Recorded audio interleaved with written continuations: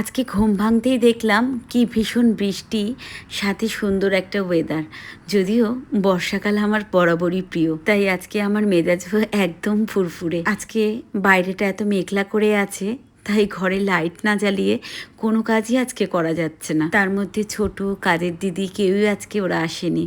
ওরা আসবেই বা কী করে, এত বৃষ্টি হচ্ছে, থেকেই বৃষ্টি হচ্ছে। আজকে তাই সমস্ত সবজি কাটাকুটি করে মাছ ধুয়ে নুন হলুদ মেখে একবারে স্নানটা করে আসলাম। যদিও এই কদিন পুজোর দায়িত্ব আমার নেই, তাই স্নান করে ঠাকুর নমস্কার করে সাথে একটু বারান্দায় গিয়ে দেখে নিলাম যে আজকের বাইরের ওয়েদারটা কতটা সুন্দর।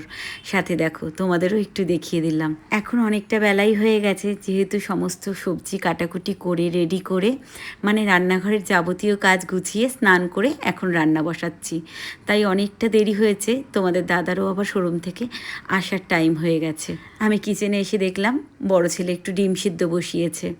আমি আবার এসেই ভাতটা বসিয়ে দিলাম। সকালবেলা যখন দুষ্টু জিম থেকে আসলো তখন ওকে ওটস দিয়েছিলাম, আর এখন বোধহয় একটু খিদে পেয়ে গেছে, তাই জন্য আবার ডিম সেদ্ধ নিজেই করে নিচ্ছে। আজকে আমার বরের আবদারে এমন একটা জিনিস রান্না করছি যেটা তোমরা কিনা অনেকেই খাও না, আবার অনেকে ভীষণ পছন্দ করো। এতক্ষণ যারা আমার ভিডিও দেখছো তারা হয়তো বুঝেও গেছো যে কি রান্না করছি।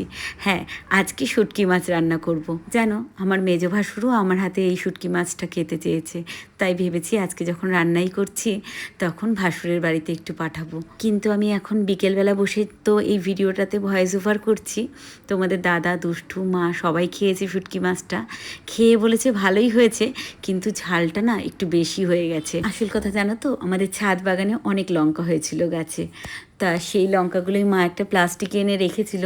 আমি আবার বুঝতে পারিনি, সেগুলো দিয়ে রান্না করেছি, ঝালটা একটু বেশি হয়ে গেছে, কিন্তু তাও মা বলেছে যে খেতে কিন্তু দারুণ হয়েছে। আর সাথে করেছিলাম কাতলা মাছ। যদিও আজকে আমি এগুলো কিছুই খাবো না, আজকে আমার জন্য একটু ফ্রাইড রাইস বানিয়ে নিচ্ছি চিকেন আর মাশরুম দিয়ে। তোমরা অনেকেরাই আমাকে বলো, আমার ভালোর জন্যই বলো, যে দিদিভাই তুমি যে ডায়েট করো কিন্তু তুমি তো মোটাই আছো।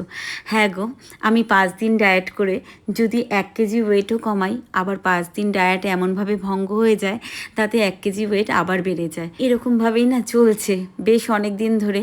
ওই জন্য আমার ওয়েটটা কিছুতেই আর কমাতে পারছি না, একটু কমলে আবার একটু বেড়েও যাচ্ছে। যাই হোক, তোমাদেরকে একটা কথা না বললেই নয়, আমার প্রতিদিনকার জীবনের এই ছোট ছোট গল্পগুলো, হাসির মুহূর্ত, মজার মুহূর্ত তোমাদেরকে শেয়ার করে যে আমার কি ভালো লাগে, মনে একটা অন্যরকম শান্তি পাই।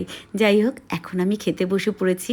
সবার তো খাওয়া কমপ্লিট হয়ে গেছে, আমি শুধু বাকি ছিলাম। জানো, আমার জীবনের ছোট ছোট যে গল্প তোমাদের সাথে ভাগ করি, তাতে আমার সেই আনন্দের মুহূর্তগুলো কিন্তু দ্বিগুণ হয়ে যায়।